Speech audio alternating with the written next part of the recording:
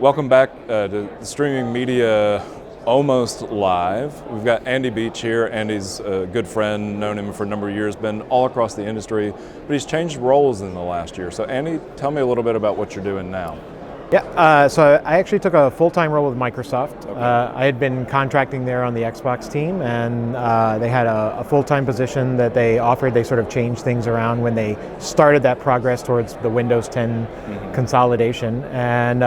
And so now I'm a program manager, a technical evangelist, working with a lot of the third-party developers who are building the consumer apps, and a lot of those are media, but not necessarily just media. So how much of your role beyond, say, media would be dealing with Azure or something like that, helping companies understand? Yeah, for sure. And actually, I'd say that's sort of like the big part of my job. I'm helping run a program called Ecosystem Insiders, and it's really for the third-party developers who are building the majority of the main apps that we have on there. And a big part of that job is the training and the education to get them up to speed as we make changes. So I run these things, hack fests. My whole team helps run these. And basically every couple of weeks we have sort of these 2-day intensive training sessions where we do coding, learning, presentations by subject matter experts on a variety of topics. And do you get the sense that the app developers understand Azure as a platform as opposed to just or almost like a computer in the cloud as opposed to just a traditional cloud platform? Yeah, I think everybody comes in thinking, like they come in with the one part of it they need to know, and then they start finding out all these other things that it does. I have this one sort of eye chart that's just this massive set of boxes of like all the various things, and like there's no way a single person can know all of it. Like it's very challenging, and so it's good to have those sessions because they're good ways to get people up to speed on the parts they need to know, and then they sort of serendipitously learn about other parts as it comes along. And so let's pull back to media. What kinds of things would you be doing from a media standpoint, and where do things like Dash play into it? Sure. So Azure has a whole part of media services that's still a pretty big part of it, even though it's just a piece of it. And so we certainly help people understand that. I still get to troubleshoot video from time to time. It still pops in. You never know. It's always good to have that in there.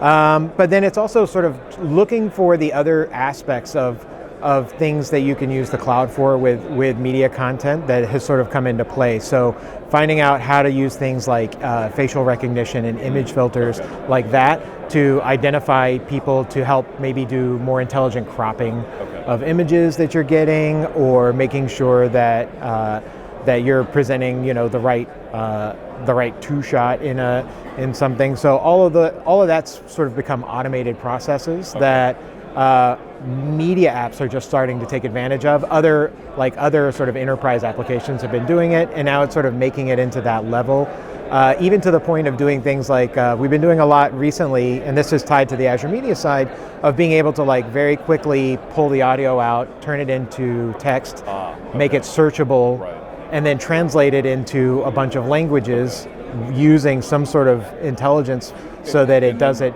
and then apply it as closed captions. And that's what I was going to ask. And would you tie it back around as time text so that once you've done the speech-to-text conversion, it's back to being timed up against the content itself? Yeah, absolutely. And Corey talked about a little bit of that in the panel he did this morning for the keynote.